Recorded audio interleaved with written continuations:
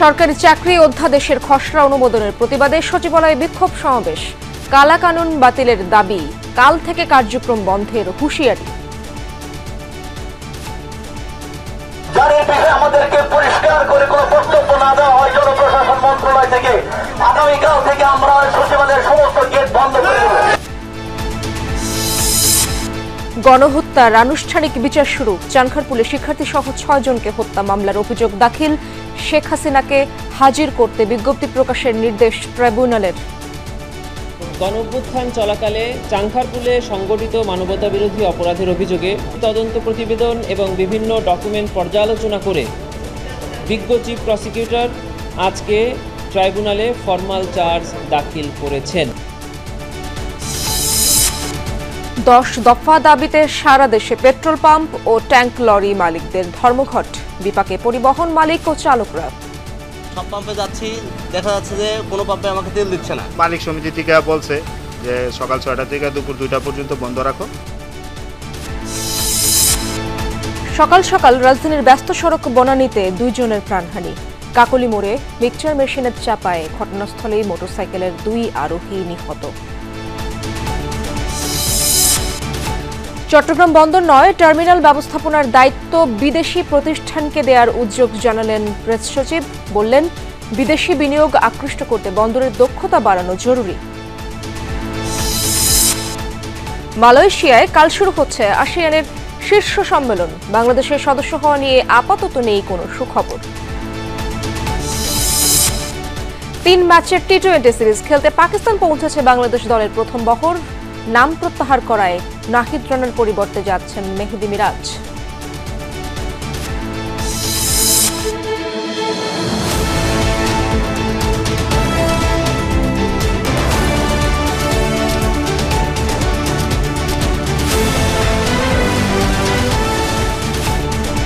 সরকারি চাকরি অধ্যাদেশ 2025-এর খসড়া অনুমোদনের প্রতিবাদে সচিবালয়ে বিক্ষোভ মিছিল ও সমাবেশ করছে বাংলাদেশ সচিবালয় কর্মকর্তা কর্মচারী সংযুক্ত পরিষদ।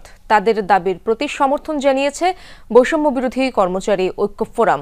নিবর্তনমূলক ও কালা কানুন আখ্যায়িত করে এই অধ্যাদেশ প্রত্যাহারের দাবি জানিয়ে আসছে সংগঠনটি। সকালে সচিবালয়ে শত শত কর্মচারী দপ্তর ছেড়ে মিছিলে যোগ দেন। বিপুল সংখ্যক কর্মচারীর উপস্থিতিতে মিছিল থেকে সরকারি চাকরি অধ্যাদেশের সংশোধন নিবর্তনমূলক ও কালা কানুন আখ্যায়িত করে বাতিলের দাবি জানায় তারা।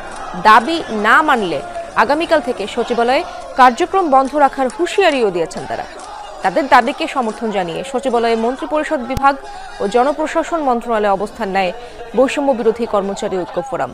প্রস্তাবিত অধ্যাদেশ বাতিল করা সহ নিয়োগ পদোন্নতি সংক্রান্ত জনপ্রশাসন বিষয়ক উপদেষ্টা কমিটি বাতিলের দাবি জানিয়েছে তারা। পাশাপাশি আওয়ামী লীগের সুবিধাভোগী সচিবদের দ্রুত অপসারণের দাবিও জানিয়েছে বৈষম্য বিরোধী কর্মচারী ঐক্য ফোরাম।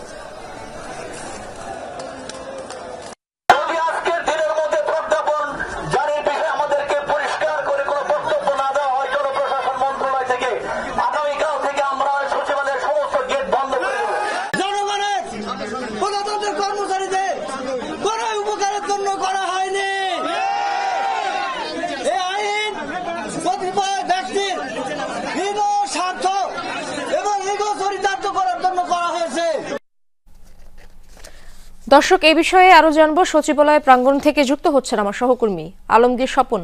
সরাসরি যাচ্ছি তার কাছে। আলমগীর স্বপন, সচিবালয়ে বিক্ষোভ মিছিল ও সমাবেশ থেকে তারা কোনো তথ্য জানিয়েছেন কিনা এবং কি কি দাবি জানানো হয়েছে জানাবেন। কর্মকর্তা কর্মচারীদের বক্তব্য তো আপনি শুনছেন।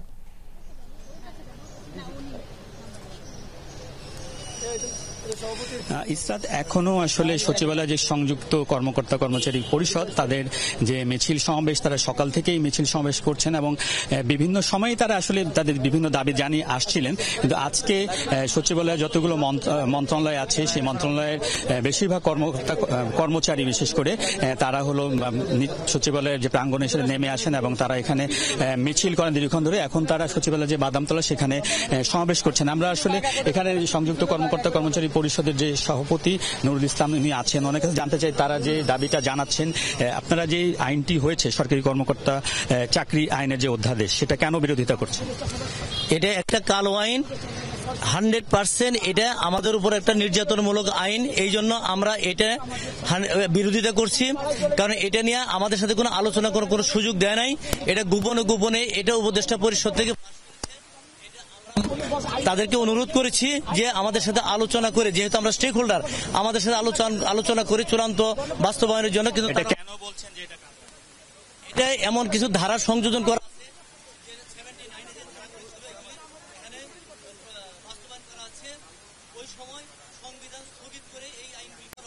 হলে, এটা যদি এই খসড়া যদি পাশ হয় তাহলে আপনাদের কি সমস্যা?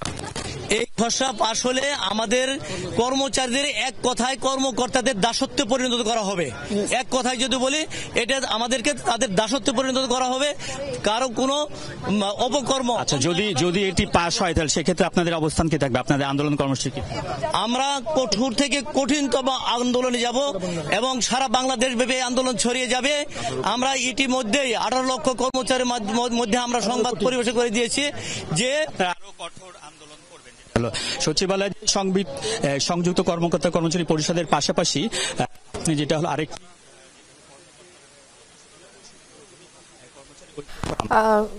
অবস্থান ছিল জনপ্রশাসন মন্ত্রণালয়।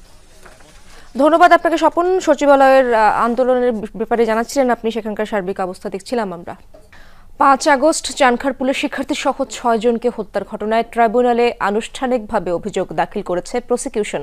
এর মাধ্যমে গণহত্যার ঘটনায় প্রথম কোনো মামলার বিচার কাজ শুরু হয়েছে বলে জানিয়েছেন প্রসিকিউটর গাজী MH তামিম।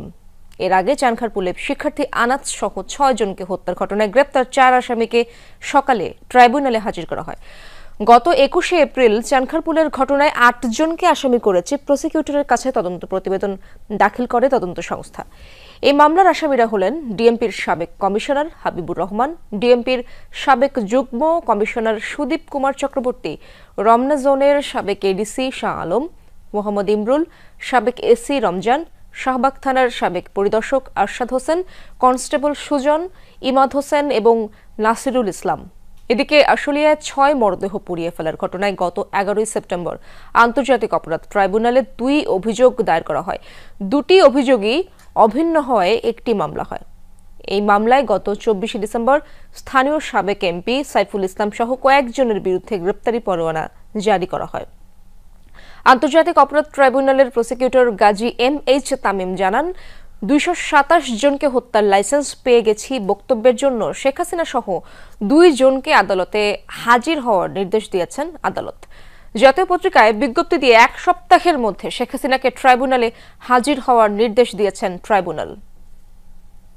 ট্রাইব্যুনালের তদন্ত সংস্থায় পক্ষ থেকে চিফ প্রসিকিউটর বরাবর যে তদন্ত প্রতিবেদন দাখিল করা হয়েছিল, সেই তদন্ত প্রতিবেদন এবং বিভিন্ন ডকুমেন্ট পর্যালোচনা করে বিজ্ঞ চিফ প্রসিকিউটর আজকে ট্রাইব্যুনালে ফরমাল চার্জ দাখিল করেছেন। এটি আজকে ট্রাইব্যুনালে প্রাথমিকভাবে শুনানি হবে, তারপরে ট্রাইব্যুনাল নির্ধারণ করবেন পরবর্তী পদক্ষেপ। দর্শক, এই হত্যা মামলাগুলোর বিষয়ে আরো জানবো। ট্রাইব্যুনাল থেকে যোগ দিচ্ছেন আমার সহকর্মী মাইনুল মারুফ। ট্রাইব্যুনালের আজকের সার্বিক কার্যক্রম সম্পর্কে আমরা জানতে চাই।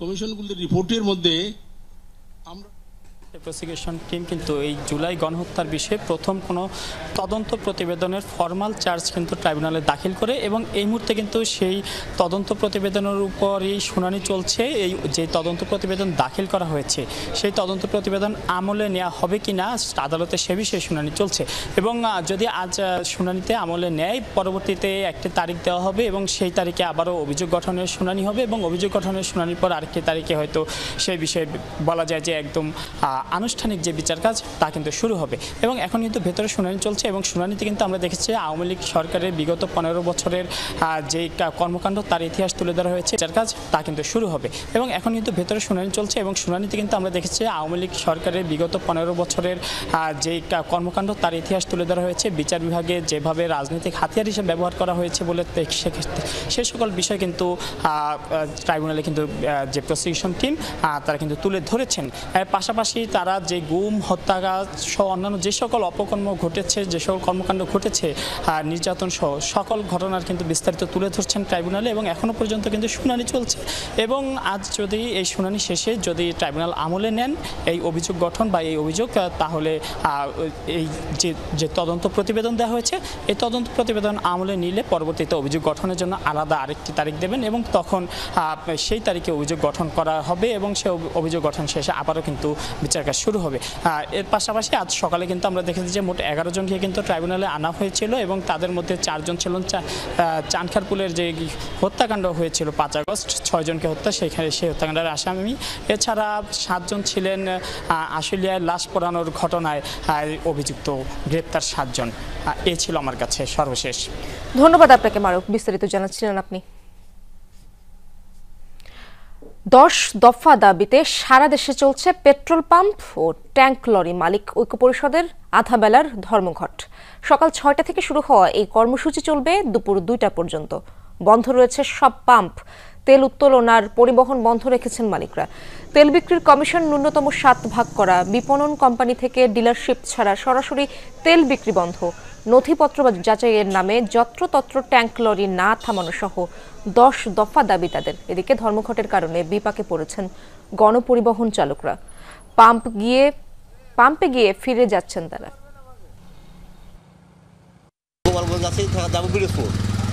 তো এখানে আমি সব পাম্পে যাচ্ছি, দেখা যাচ্ছে যে কোনো পাম্পে আমাকে তেল দিচ্ছে না। পাম্পে তেল থাকা সত্ত্বেও আমাদেরকে তেল দিচ্ছে না। আমার এই ব্যাংকের কাছে খুব ডিলে হচ্ছে, আমি খুব ঝামেলায় পড়ে গেলাম। মালিক সমিতি থেকে বলছে যে সকাল 6টা থেকে দুপুর 2টা পর্যন্ত বন্ধ রাখো, তো আমরা এই কারণে বন্ধ রাখছি।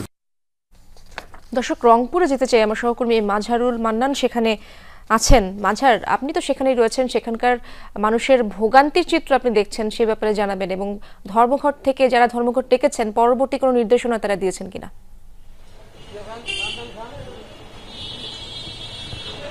ইসরাত, রংপুরের পরিস্থিতি যদি বলি যে রংপুর মহানগরীর যে শাপলা চত্বরের একটি অনেক বড় পেট্রোল পাম্পে আমরা আছি, এই কিছুক্ষণ আগে অর্থাৎ মিনিট 5 আগে থেকেই কিন্তু এখানে তেল দেয়া শুরু হয়েছে এবং আপনি দেখবেন যে বিপুল পরিমাণ কিন্তু বাইক এখানে এরই মধ্যে এসে পৌঁছেছে। এখন পর্যন্ত আমরা অর্থাৎ 1 ঘন্টা আগেই, অর্থাৎ 2টায় যখন শেষ হওয়ার কথা ছিল এই ধর্মঘটটি, তার 1 ঘন্টা আগেই কিন্তু রংপুরের এই পেট্রোল পাম্পটিতে পেট্রোল সহ অন্য যে অকটেন অন্যান্য দেওয়া শুরু হয়েছে। এবার রংপুর বিভাগের 353টি পেট্রোল পাম্প রয়েছে, সেই 353টি পেট্রোল পাম্পে কিন্তু 6টা থেকেই বন্ধ ছিল। ভোগান্তি যেটা হয়েছে যে সাধারণ মানুষ যারা বাইকার, যারা গাড়ি চালান, তারা এসে যখন পেট্রোল নিতে পারেননি তখন তারা তাদের গন্তব্যে পৌঁছাতে কিন্তু তাদের দেরি হয়েছে। আমরা তাদের সাথে যখন কথা বলেছি তারা যেটা বলেছেন যে এটি অযৌক্তিক একটি ধর্মঘট ডেকেছে এবং তাদের ভাষা এরকম যে এটি ব্যক্তি এবং ব্যবসায়িক বিষয়টি দিয়ে সাধারণ মানুষকে জিম্মি করা তা ঠিক হয়নি, এই ধরনের কথা বলছেন। তবে যারা পেট্রোল মালিক আছেন এবং যারা এটা আহ্বান করেছেন তাদের দাবি হচ্ছে যে তাদের দাবিগুলো যৌক্তিক এবং তারা খুবই দ্রুত সময়ের মধ্যে এই দাবিগুলো তারা বাস্তবায়ন চান এবং পরবর্তীতে ঢাকায় সিদ্ধান্তের মাধ্যমে জানানো হবে যে পরে কি ধরনের ব্যবস্থা তারা নেবেন, এই ধরনের কথা তারা বলছেন। তবে একটি বিষয় যেটি সাধারণ মানুষকে জিম্মি করা হচ্ছে, এই ধরনের কথা উঠে এসেছে সাধারণ মানুষের কাছ থেকে এবং যৌক্তিক যদি দাবি হয় সাধারণ মানুষ যেটা বলছেন, ভুক্তভোগী মানুষ, যে সেটি পলিসি লেভেলে আলোচনা করে সেটি সমাধান করারও দাবি তারা তুলেছেন। ধন্যবাদ আপনাকে মাঝার। রাজধানীর বনানীতে রেডি মিক্সিং মেশিনের গাড়ির চাপায় পিষ্ট হয়ে 2 মোটরসাইকেল আরোহী নিহত হয়েছেন। সকাল 9:30টার দিকে বনানী এলিভেটেড এক্সপ্রেসওয়ের র্যাম্পের সাইডে এই দুর্ঘটনা ঘটে। তবে নিহতদের একজনের পরিচয় জানা গেছে, তার নাম আশফাকুর রহমান আশিক। অপরজনের পরিচয় নিশ্চিত হতে পারেনি পুলিশ। প্রত্যক্ষদর্শীরা জানান বাস চাপায় মোটরসাইকেলে থাকা 2 জন ঘটনাস্থলে মারা যান, আর সেখানে থাকা সার্জেন্ট জানান এবিসি কোম্পানির রেডিমিক্স গাড়ির চাপায় তারা মারা গেছেন। গাড়িটিকে আটক করা গেলেও চালক পলাতক রয়েছেন। ফায়ার সার্ভিস ও বনানী থানা পুলিশ মরদেহ দুটি উদ্ধার করে ময়নাতদন্তের জন্য হাসপাতালে পাঠিয়েছে। বাসে চাপ দিয়া ওই লোকটারে বাড়ি দিয়া মাথার মজক চিটকিয়া বিটকিয়া আমার মায়া চিৎকার মারে দেখে আমি অন্ধে উঠে গেছি। আয়া দেখি 2 জন স্পটে বাইক থেকে ডান সাইডে পা রাখছে যে পড়ে গেছে, পিছন থেকে একটা মিক্সার মেশিন এসে গার মধ্যে উঠাই দিয়েছে এবং স্পটেই 2 জনকে মৃত বলে আমরা পাইছি। রাজনৈতিক দলগুলোর সাথে প্রথম ধাপের আলোচনায় অনেক বিষয়ে ঐকমত্য হয়েছে। যেসব বিষয়ে ঐকমত্য সৃষ্টি করা যাবে না তা জনসম্মুখে প্রকাশ করা হবে বলে জানিয়েছেন জাতীয় ঐকমত্য কমিশনের সহসভাপতির অধ্যাপক আলী রিয়াজ। সকালে রাজধানীর কৃষিবিদ ইনস্টিটিউশনে জাতীয় ঐকমত্য কমিশনের সাথে সুশীল সমাজের আলোচনায় সূচনা বক্তব্যে এসব কথা বলেন তিনি। আলী রিয়াজ আরও বলেন, শুধু রাজনৈতিক দল নয়, নাগরিক সমাজের অংশগ্রহণ ব্যতীত সংস্কার কার্যক্রম এগিয়ে নেওয়ার সুযোগ নেই। সুশীল সমাজের প্রতিনিধিরা প্রাথমিক বক্তব্যে সংবিধানে হাত না দেওয়ার আহ্বান জানান। অধ্যাপক আলী রিয়াজ জানান, প্রথম পর্যায়ে 33টি রাজনৈতিক দলের সাথে আলোচনা হয়েছে কমিশনের। তিনি আরো বলেন, গণ অভ্যুত্থানের মধ্য দিয়ে অমিত সম্ভাবনাকে কাজে লাগিয়ে কমিশনের চূড়ান্ত লক্ষ্য জাতীয় সনদ তৈরি করা। এই পরিবর্তনের চ্যালেঞ্জগুলি অত্যন্ত কঠিন, কঠোর, কেননা চেষ্টাটা হচ্ছে রাষ্ট্র কাঠামোর কিছু প্রাতিষ্ঠানিক এবং কাঠামোগত পরিবর্তন। আমাদের প্রত্যাশা সমাজের বিভিন্ন অংশের মধ্যে, রাজনৈতিক দল সহ বিভিন্ন অংশের মধ্যে এই যে ঐতিহাসিক মুহূর্ত, এই যে ঐতিহাসিক সুযোগ, সেই সুযোগকে আমরা গ্রহণ করতে পারবো। দর্শক, এ বিষয়ে আরো জানবো। সহকর্মী লামিয়া তিথির কাছে যেতে চাই। তিনি রয়েছেন রাজধানীর কৃষিবিদ ইনস্টিটিউশনে। তিথি, কোন কোন বিষয়ে গুরুত্ব পেল এই বৈঠকে এবং আলোচকরা কি কি বললেন আজ?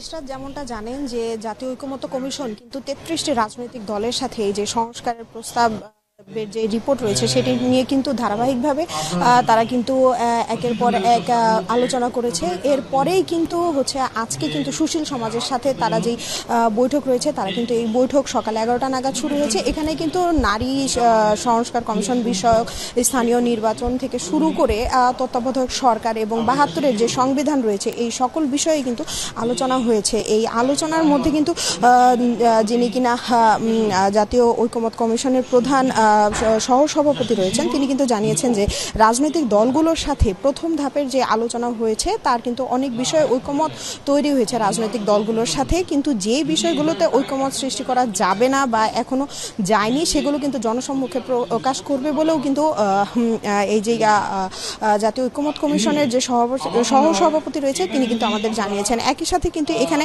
কয়েকটি বিষয় খুব গুরুত্ব সহকারে উঠে এসেছে। সেটাই হচ্ছে নারীর যে উপস্থিতি সেটি কিন্তু এই রাজনৈতিক অঙ্গনে কম দেখা যাচ্ছে। এখানে বক্তারা কিন্তু বলেছেন যে আন্দোলনের সময় আমরা যে এরকম নারীদের সামনের সারিতে দেখতে পেয়েছি, সেরকম কিন্তু এখন কমিশন কিংবা কোনো ধরনের সভা এগুলোতে কিন্তু স্পষ্ট লক্ষ্য করা যাচ্ছে না। তারা কিন্তু আরও বলেছেন এটিই কিন্তু সময় নারীদের রাজনীতিতে অংশগ্রহণ করার জন্য। তারা আরও বলেছেন যে যেই মানবাধিকার বিষয় সহ বেশ কিছু বিষয়গুলোতে কিন্তু রাজনৈতিক দলগুলোকে একমত হতে হবে এবং একই সাথে কিন্তু যেই রাজনীতিবিদরা তাদের যে নির্বাচনী প্রচার প্রচারণা রাখবেন কিংবা যে কোনো ধরনের যেই রাজনৈতিক বিষয়ক আলোচনা থাকবে সেগুলোতে কিন্তু নারীর মনোনয়ন চেয়েছেন এবং বলেছেন ভোটে কিন্তু 33% নারীদের যে সংখ্যাটা সেটি কিন্তু বাড়াতে হবে। এই 33% কিন্তু নারীর জায়গা দিতে হবে রাজনৈতিক দলগুলোকে এবং একই সাথে কিন্তু যেই 72-এর সংবিধান রয়েছে সেই সংবিধান নিয়েও কিন্তু অনেকে বলেছেন যে এটিকে কোনো ধরনের পরিবর্তন করা যাবে না। অনেকগুলো বিষয় আপনি তুলেছেন, সেই বিষয়গুলোর আলোচনা হয়েছে। ধন্যবাদ আপনাকে তিথি। চট্টগ্রাম বন্দর নয়, টার্মিনাল ব্যবস্থাপনার দায়িত্ব বিদেশি প্রতিষ্ঠানকে দেওয়ার উদ্যোগ আছে বলে জানিয়েছেন প্রধান উপদেষ্টার প্রেস সচিব শফিকুল আলম। তিনি বলেন, বিদেশি বিনিয়োগ আনতে হলে সমুদ্র বন্দরের দক্ষতা আরও বাড়াতে হবে। ক্যাপিটাল মার্কেট জার্নালিস্ট ফোরাম আয়োজিত CMJF টকে এমন মন্তব্য করেছেন প্রধান উপদেষ্টার প্রেস সচিব শফিকুল আলম। তিনি জানান, NBR-কে 2 ভাগ করা সরকারের অগ্রাধিকার কার্যক্রমের অংশ। এতে রাজস্ব আদায় বাড়বে, বিদেশি বিনিয়োগ আনার উদ্যোগও রয়েছে। এই তথ্য জানিয়ে প্রেস সচিব আরও বলেন, এজন্য নানা ক্ষেত্রে সংস্কার চলছে। তিনি আরও জানান, ডলারের বিনিময় মূল্য বাজার ভিত্তিক করা হলেও টাকার অবমূল্যায়ন হয়নি। পুঁজিবাজারেও স্বচ্ছতা বজায় রাখার চেষ্টা চলছে। প্রেস সচিব আরও বলেন, নির্বাচন 2026 সালের 30 জুনের মধ্যেই হবে। তিনি জানান, আগের অন্তর্বর্তী সরকারের দায়িত্ব ছিল শুধু নির্বাচন করা, বর্তমান সরকারের দায়িত্ব সংস্কার, বিচার ও নির্বাচন। আমরা চিটাগংকে কাউকে দিচ্ছি না। চিটাগংয়ের টার্মিনাল যাতে তারা ইনভেস্ট করেন, ম্যানেজ করেন। সোফার আমরা তাদের কাছ থেকে অ্যাসুরেন্স পেয়েছি যে তারা $3 বিলিয়ন মতো ইনভেস্ট করবে। ডিপি ওয়ার্ল্ডের সাথে কথা বলছি, এপি মুলার মার্কসের সাথে কথা বলছি এবং সিঙ্গাপুরের পোর্ট অফ সিঙ্গাপুর অথরিটির সাথে কথা বলছি। এর ফলে যেটা হবে, ওরা যদি ম্যানেজ করেন তাহলে আমাদের পোর্ট এফিসিয়েন্সি বাড়বে। আর পোর্ট এফিসিয়েন্সির দিকে তাকিয়ে থাকে ওয়ার্ল্ডের বড় বড় কোম্পানিগুলো যারা ম্যানুফ্যাকচারিংয়ে ইনভেস্ট করেন। অন্তর্বর্তী সরকার যদি কোনো রাজনৈতিক দলকে প্রতিষ্ঠিত করার দায়িত্ব নেয় তাহলে সেটি দুঃখজনক, কোনোভাবেই জনগণ তা মেনে নেবে না বলে মন্তব্য করেছেন বিএনপির সিনিয়র যুগ্ম মহাসচিব রুহুল কবির রিজভী। কাজী নজরুল ইসলামের ১২৬তম জন্মজয়ন্তীতে ঢাকা বিশ্ববিদ্যালয়ে জাতীয় কবির সমাধিতে শ্রদ্ধা নিবেদন শেষে তিনি কথা বলেন। সংবাদকর্মীদের উদ্দেশ্যে বলেন, অন্তর্বর্তী সরকারের বৈশিষ্ট্য হবে নিরপেক্ষ, অথচ তারা বিতর্কিত ভূমিকার মধ্য দিয়ে যাচ্ছে। উপদেষ্টারা যদি দায়িত্ব বাদ দিয়ে অন্য কোনো গভীর এজেন্ডা বাস্তবায়নের চেষ্টা করে তাহলে জনগণ তা মেনে নেবে না বলেও হুঁশিয়ারি দেন রিজভী। নির্দিষ্ট সময় নির্বাচন অনুষ্ঠানের কথা বলা অপরাধ নয়, এমনটাও উল্লেখ করেন তিনি আরো বলেন, জুলাই অভ্যুত্থানের আন্দোলনে কাজী নজরুল জাতিকে বরাবরই অনুপ্রেরণা জুগিয়েছেন।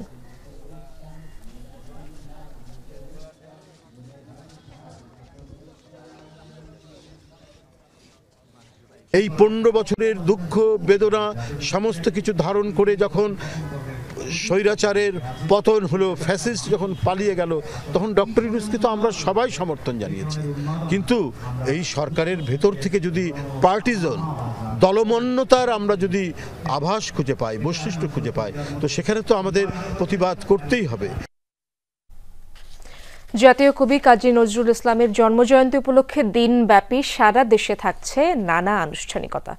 ১২৬তম জন্মবার্ষিকী উদযাপনে সকাল থেকেই ছিল রাজধানীতে আয়োজন। এবারের প্রতিপাদ্য ২৪-এর গণ অভ্যুত্থান কাজী নজরুলের উত্তরাধিকার। ঢাকা বিশ্ববিদ্যালয়ের কেন্দ্রীয় মসজিদের পাশেই জাতীয় কবি অন্তিম শয্যায় শায়িত রয়েছেন। কবির জন্মজয়ন্তী উপলক্ষে নানা কর্মসূচি হাতে নিয়েছে বিশ্ববিদ্যালয় কর্তৃপক্ষ। সকালে অপরাজেয় বাংলার পাদদেশে সমবেত হন শিক্ষক, শিক্ষার্থী ও কর্মকর্তা কর্মচারীরা। সেখান থেকে সকাল 6:30টায় উপাচার্যের নেতৃত্বে কবির সমাধিতে যায় একটি শোভাযাত্রা। সেখানে পুষ্পস্তবক অর্পণ এবং ফাতেহা পাঠ করা হয়। উপাচার্যের সভাপতিত্বে কবির সমাধি প্রাঙ্গণে অনুষ্ঠিত হয় স্মরণ সভা। ভিসি বলেন, জুলাই অভ্যুত্থানের পর জাতীয় কবির মতাদর্শ ধারণের এটি উপযুক্ত সময়। তিনি শিখিয়ে গেছেন যে সব সময় সত্যের পথে থাকব, অন্যায় অত্যাচারের বিরুদ্ধে কথা বলবো, রুখে দাঁড়াবো। এই কাজগুলোই যদি আমরা সকলের মাঝে ছড়িয়ে দিতে পারি, আমরা তাকে ধারণ করতে পারি, তবেই কিন্তু এই কাজগুলোই যদি আমরা সকলের মাঝে ছড়িয়ে দিতে পারি, আমরা তাকে ধারণ করতে পারি, তবেই কিন্তু আমাদের সার্থকতা লাভ করবে। ছাত্র জনতার গণ অভ্যুত্থান পরবর্তীতে যে নতুন সম্ভাবনা তৈরি হয়েছে, তাতে অন্যায়ের বিরুদ্ধে প্রতিবাদ জারি রাখা এবং সর্বাবস্থায় সাম্য এবং শান্তি বজিয়ে রাখবার জন্য নিজেদের ইস্পাত কঠিন ঐক্য ধরে রাখা। একই সাথে তিনি সাম্যের কবি, তিনি প্রেমের কবি। তার সৃষ্টিতে তারুণ্য খুঁজে পায় পরিবর্তন, আবার বিপ্লবে তিনি হয়ে ওঠেন প্রাণ শক্তি। প্রেমিক পায় অনুভূতির ভাষা, আর নিপীড়িত মানুষ শোনে বিদ্রোহের ঝংকার। তবে নিত্যকার জীবন চর্চায় তার সৃষ্টির উপস্থিতি খুব একটা নেই বললেই চলে। জাতীয় কবি কাজী নজরুল ইসলামের ১২৬তম জন্মজয়ন্তীতে বিনম্র শ্রদ্ধা। ফারহানা ন্যান্সির প্রতিবেদন। মহাবিদ্রোহী রণক্লান্ত আমি সেই দিন হব শান্ত, যেদিন অবসান হবে শোষণের। কবি নেই, কিন্তু তার অমর কবিতা, গান এখনও প্রেরণা যোগায় অন্যায়, জুলুম আর শোষণের শেকল ভাঙার। আজীবন মানবতার ধর্মে বিশ্বাসী নজরুল তীব্র ভাষায় আঘাত করেছেন ধর্মান্ধতা আর সাম্প্রদায়িকতা। আমি কবি বলে বলছি না, আমি আপনাদের ভালোবাসা পেয়েছিলাম। এক হাতে বাঁকা বাঁশের বাঁশুরি আর অন্য হাতে রণতুর্য নিয়ে জয়গান গেয়েছেন চিরতারুণ্যের। প্রাসঙ্গিক কবি নজরুলকে আমরা আমাদের জীবনচর্চায় কতটুকু মনে রেখেছি? আমি শুধু এই দেশেরই, এই সমাজেরই নই, আমি সকল দেশের সকল মানুষের। তাহলে এই যে সকল দেশের সকল মানুষের এই কবিকে, এটা কিন্তু আমাদের নিজেদের স্বার্থে তাকে প্রতি মুহূর্তে আমাদের কিন্তু চর্চার মধ্যে আনতে হবে। তাতে আমরা লাভবান হব। কিন্তু এই চর্চার জায়গাটুকুতে আমরা এখনো কিন্তু তার প্রতি সুবিচার করতে পারিনি। এটি আমাদের ব্যর্থতা, আমাদের সীমাবদ্ধতা। ধূমকেতুর মতো খুব ছোট্ট লেখালেখির জীবন, কিন্তু কি প্রবল প্রচণ্ড তার ঝলকানি। পাঠ্যপুস্তকে অন্তর্ভুক্তি সহ জেলা উপজেলায় পর্যায়ে নজরুলের সৃষ্টির চর্চা তাকে নতুন প্রজন্মের মাঝে উজ্জ্বল করে রাখতে পারে বলে মনে করেন এই নজরুল গবেষক। পাঠ্যপুস্তকের একেবারে প্রথম শ্রেণী থেকে শুরু করে সর্বোচ্চ শ্রেণী পর্যন্ত, বিশ্ববিদ্যালয়ে মাস্টার্স পর্যন্ত কাজী নজরুল ইসলামকে যথাযথভাবে উপস্থাপন করতে হবে। সকল দেশের সকল মানুষের কাছে মানবতার এই বন্ধুকে কিন্তু আমরা পৌঁছে দিতে পারিনি। সেই ক্ষেত্রে তার যে সাহিত্যকর্ম সেগুলোকে ইংরেজিতে বা পৃথিবীর প্রধান প্রধান ভাষায় ট্রান্সলেট করার ইমিডিয়েট ব্যবস্থা নিতে হবে। কবি যেন আগে থেকেই জানতেন অনাগত ভবিষ্যৎ। চারপাশে সাম্প্রতিক যে অস্থিরতার চিত্র আমরা খুঁজে পাই, তাতে বড় প্রয়োজন নজরুলের, প্রয়োজন তার মহাকালছেদী প্রতিবাদী কণ্ঠ। Farhana Nancy, Jamuna news, Dhaka.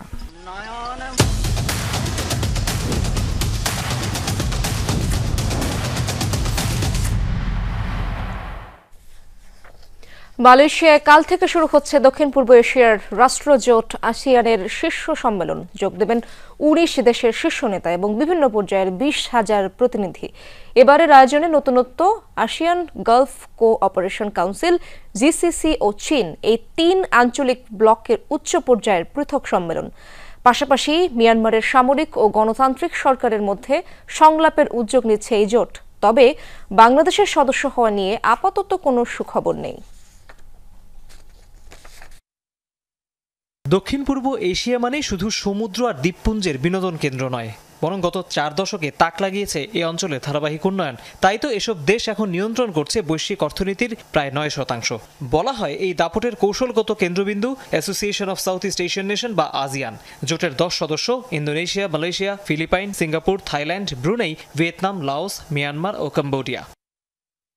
এবার আসিয়ান শীর্ষ সম্মেলনের পর্দা উঠছে মালয়েশিয়ার রাজধানী কুয়ালালামপুরে। আয়োজন এমন সময় হচ্ছে যখন বিশ্বজুড়ে ভূ রাজনৈতিক টানাপোড়েন আর অর্থনৈতিক অনিশ্চয়তা মাথাচাড়া দিচ্ছে আঞ্চলিক নিরাপত্তা ইস্যু। তাই এবার মিয়ানমারের চলমান সংকট সমাধানে গুরুত্ব দেবে আসিয়ান। কথা হবে দক্ষিণ চীন সাগর বিরোধ নিয়ে। পাশাপাশি যুক্তরাষ্ট্র ও ইউরোপীয় ইউনিয়নের প্রভাব মোকাবেলায় স্বাধীন কৌশলগত প্ল্যাটফর্ম তৈরি নিয়ে একমত হতে চাইবেন আসিয়ান গালফ কোঅপারেশন কাউন্সিল ও চীনের শীর্ষ নেতারা।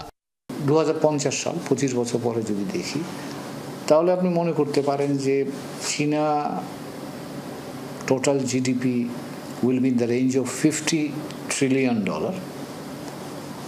ASEAN would be in the range of $30 trillion, India will be in the range of $25-30 trillion. কাজে এগুলো হচ্ছে আগামী দিনের সারা পৃথিবীর সবচেয়ে বড় অর্থনৈতিক শক্তি। 1.5 দশক ধরে আসিয়ানের সদস্য পদ পেতে মরিয়া বাংলাদেশ। জোট সদস্য বিভিন্ন দেশের সরকার প্রধানের কাছেও এই বার্তা দিয়েছেন প্রধান উপদেষ্টা ডক্টর মোহাম্মদ ইউনুস। ইতিবাচক সাড়া দিয়েছে মালয়েশিয়া, ইন্দোনেশিয়া ও থাইল্যান্ড। শেষ পর্যন্ত আলোচনা বেশি দূর গড়ায়নি, তবে এবার জোরে সোরে আলোচনা হবে পূর্ব তিমুরের সদস্য পদ নিয়ে। বিমস্টেক ওয়াইড কোঅপারেশন যেগুলো আছে, 7টা সেক্টর আইডেন্টিফাই করা হয়েছে, সেগুলোতে আমাদের জোর দিতে হবে। আর এফটিএর আলোচনা আসিয়ানের কোনো পার্টিকুলার দেশের সাথে যেখানে আমাদের হয়তো বেশি লাভ হবে, আমাদের বাণিজ্য হলো ইন্দোনেশিয়া, মালয়েশিয়া, তাদের সাথে, সেখানে হয়তো আমরা চিন্তা করতে পারি। 46তম আসিয়ান শীর্ষ সম্মেলন শেষ হবে 27 জুন। তৌহিদ হোসেন, যমুনা নিউজ, মালয়েশিয়া। বিগত সময়ে দেশের সবচেয়ে দুর্নীতিগ্রস্ত প্রতিষ্ঠান হিসেবে চিহ্নিত ভূমি অফিস, কেননা জরিপের মধ্যে প্রকৃত মালিকের নাম নেই, লিখে রেখেছেন অন্যজনের নাম, যাতে সাধারণ মানুষ হচ্ছেন ভোগান্তির শিকার। ভূমি মেলা 2025-এর উদ্বোধনী আয়োজনে এই মন্তব্য করেছেন ভূমি উপদেষ্টা আলী ইমাম মজুমদার। তিনি বলেন, সমস্যাগুলো চিহ্নিত করে ডিজিটালাইজেশনের মাধ্যমে দ্রুত সমাধানের পথ খুঁজতে হবে। উপদেষ্টা বলেন, সার্ভার সমস্যার কারণে 3 থেকে 4 কোটি টাকার বেশি ভূমি কর আদায় করা সম্ভব হয় না। তাই প্রযুক্তিগত জটিলতা কাটিয়ে এই প্রক্রিয়া আরও সহজ করতে প্রয়োজনীয় পদক্ষেপ গ্রহণের কথা জানান উপদেষ্টা। এক ভিডিও বার্তায় এই মেলার উদ্বোধন ঘোষণা করেন প্রধান উপদেষ্টা ডক্টর মোহাম্মদ ইউনুস। পরে মেলার বিভিন্ন স্টল পরিদর্শন করেন উপদেষ্টা আলী ইমাম মজুমদার। খুলনা মহানগরে সেবা বঞ্চিত ও হয়রানির শিকার নাগরিকদের সরাসরি অভিযোগ শুনছে দুর্নীতি দমন কমিশন দুদক। জেলার শিল্পকলা একাডেমি মিলনায়তনে এই গণশুনানি অনুষ্ঠিত হয়। এ সময় বিভিন্ন সরকারি অফিসে সেবা প্রাপ্তিতে হয়রানির শিকার ও সেবা বঞ্চিত সংক্ষুব্ধ জনসাধারণ তাদের অভিযোগ দুদক কমিশনের ঊর্ধ্বতন কর্মকর্তাদের সামনে উপস্থাপন করেন। এ সময় উপস্থিত ছিলেন দুদকের কমিশনার মিয়া মোহাম্মদ আলী আকবর আজিজি।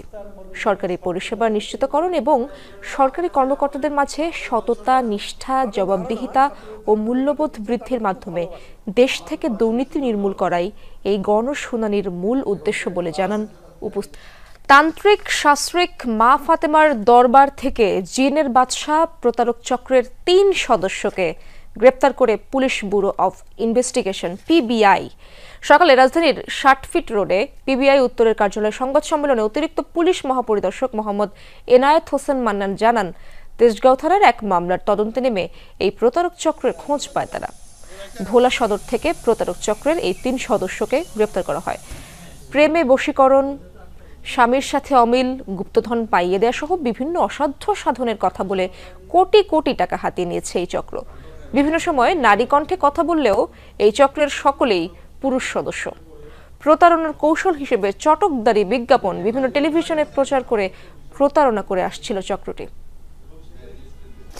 পাকিস্তানের বিপক্ষে ৩ ম্যাচের টি-20 সিরিজ খেলতে রোববার সকালে পাকিস্তানে পৌঁছেছে বাংলাদেশ দলের প্রথম বহর। হাসান মাহমুদ, তানজিম সাকিব সহ ১০ জন ক্রিকেটারের পাশাপাশি ছিলেন ম্যানেজার নাফিস ইকবাল সহ আরও কয়েকজন সাপোর্ট স্টাফ।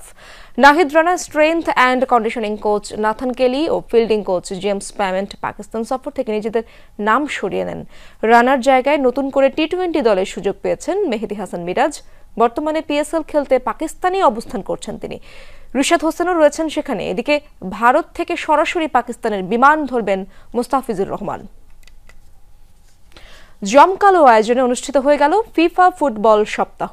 বাংলাদেশের যশোরেও উদযাপিত হয়েছে জাতীয় গ্রাসরুটস ফুটবল ডে ও বিশ্ব ফুটবল সপ্তাহ। সেই আয়োজনে ফিফা ব্লগে শীর্ষে অবস্থান করছে বাংলাদেশ। #ওয়ার্ল্ড ফুটবল উইক নামে ক্যাম্পেইন চালাচ্ছে ফিফা, যেখানে ফুটবলের উন্নয়নে বিশ্বব্যাপী আয়োজিত ইভেন্টগুলোর প্রচারে এই ক্যাম্পেইন শুরু করেছে ফিফা। আর সেখানেই সম্প্রতি যশোরে আয়োজিত গ্রাসরুটস ফুটবল ডে ও বিশ্ব ফুটবল সপ্তাহ অবস্থান করছে শীর্ষে। ৮ থেকে ১৪ বছর বয়সী ৬০০ ফুটবলারের মিলন মেলা বসেছিল যশোরের শামসুল হুদা ফুটবল একাডেমিতে। আমার হৃদয়ের এক কোণে রিয়াল সব সময় থাকবে। বিদায় ক্ষণে কান্না ভেজা চোখে রিয়াল মাদ্রিদের উদ্দেশ্যে এভাবেই ভালোবাসা প্রকাশ করেন কার্লো আনচেলত্তি। শেষ বেলায় ক্লাব ও সমর্থকদের কাছ থেকে এই ইতালিয়ান মাস্টারমাইন্ড পেয়েছেন রাজকীয় সংবর্ধনা। পাশাপাশি গার্ড অব অনার দিয়ে ক্রোয়াট অধিনায়ক লুকা মদ্রিচকে বিদায় জানিয়েছে রিয়াল। ক্লাব বিশ্বকাপের পরেই ছাড়বেন প্রিয় দল। একদিকে জয় দিয়ে মৌসুম শেষ করার আনন্দ, অন্যদিকে বিদায়ের কান্না। সমাপ্তি ঘটল ক্লাব ফুটবলের শ্রেষ্ঠতম ক্লাবের সবচেয়ে সফল কোচের অধ্যায়ের। শেষ মৌসুমে লিগ, চ্যাম্পিয়ন্স লিগ বা ঘরোয়া কাপ কিছুই জেতাতে পারেননি ইতালিয়ান কিংবদন্তি কার্লো আনচেলত্তি। তাতে কি বিদায় বেলায় আনচেলত্তি রিয়াল মাদ্রিদ ক্লাব ও সমর্থকদের কাছ থেকে পেলেন রাজকীয় সংবর্ধনা। 2 দফায় রিয়ালের ডাগা উঠেছিলেন আনচেলত্তি। এই 2 মৌসুমে 6 বছরে রিয়ালকে জিতিয়েছেন 15টি শিরোপা, 3টি চ্যাম্পিয়ন্স লিগ, 2টি ক্লাব বিশ্বকাপ, 3টি ইউরোপিয়ান সুপার কাপ, 2টি লা লিগা, 2টি কোপা দেল রে, স্প্যানিশ সুপার কাপ ও একটি ইন্টারকন্টিনেন্টাল কাপ। 65 বছর বয়সে আনচেলত্তি এবার শুরু করবেন নতুন যাত্রা। 5 বারের বিশ্ব চ্যাম্পিয়ন ব্রাজিলকে কক্ষপথে ফেরানোর দায়িত্ব তার কাঁধে। নতুন অভিযানের আগে কান্না ভেজা চোখে বিদায় নিলেন এই ইতালিয়ান মাস্টারমাইন্ড। কাঁদিয়েছেন সমর্থকদেরও। আমি খুবই খুশি ও গর্বিত। অসাধারণ একটা সময় কেটেছে এখানে। এই সময় যা কিছু ঘটেছে এর কোনো কিছুই আমরা ভুলে যেতে পারি না। মানুষের ভালোবাসা নিয়ে লম্বা সময় ধরে অসাধারণ ক্লাবকে কোচিং করানোর গর্ব নিয়ে আমি বিদায় নিচ্ছি। রিয়াল মাদ্রিদ আমার কাছে নিজের বাড়ির মতো, একটি পরিবার। আমার হৃদয়ের এক কোণে রিয়াল সবসময় থাকবে। বিদায় রাগিনী বাজছিল ম্যাচের আগ থেকেই। শেষ দিকে বদলি হিসেবে উঠে যাওয়ার সময় গার্ড অব অনার পান ক্রোয়াট অধিনায়ক লুকা মদ্রিচ। স্বাভাবিকভাবেই আবেগ ছুঁয়ে যায় অভিজ্ঞ এই মিডফিল্ডারকে। এই মুহূর্তটা আসুক আমি কখনো চাইনি, তবে এটা ছিল সুদীর্ঘ কিন্তু বিস্ময়কর এক অভিযাত্রা। সবার আগে আমি ক্লাব প্রেসিডেন্ট ফ্লোরেন্তিনো পেরেসকে ধন্যবাদ জানাতে চাই। আমি ধন্যবাদ জানাতে চাই এখানে পাওয়া সব কোচ ও সতীর্থদের যারা সবসময় আমাকে সঙ্গ দিয়েছেন এবং সেই সব মানুষদের যারা আমাকে সাহায্য করেছেন। আপনাদের সবাইকে অন্তরের অন্তঃস্থল থেকে ধন্যবাদ। আমরা জিতেছি অনেক, আমরা কাটিয়েছি বিস্ময়কর অনেক মুহূর্ত। পায়ের দুর্দান্ত জাদুকরি আর বুদ্ধিদীপ্ত ফুটবলে আলো ছড়িয়ে দলটির হয়ে 591 ম্যাচ খেলেছেন 2018 সালে ব্যালন ডি'র জয়ী এই ফুটবলার। 6টি চ্যাম্পিয়ন্স লিগ সহ জিতেছেন 28টি শিরোপা। রিয়ালের জার্সিতে তার 13 বছরের যাত্রা অবশ্য শেষ হয়ে যায়নি এখনো। আগামী মাসে ক্লাব বিশ্বকাপ খেলার পর প্রিয় দল ছাড়বেন তিনি। মেহেদী রিয়ান, যমুনা স্পোর্টস। দর্শক, দুপুরে বাংলাদেশের প্রথম ঘণ্টা থেকে বিদায় নিচ্ছি। পরের ঘণ্টার খবর নিয়ে ফিরবেন সহকর্মী ছোঁয়া খন্দকার। সাথেই থাকুন।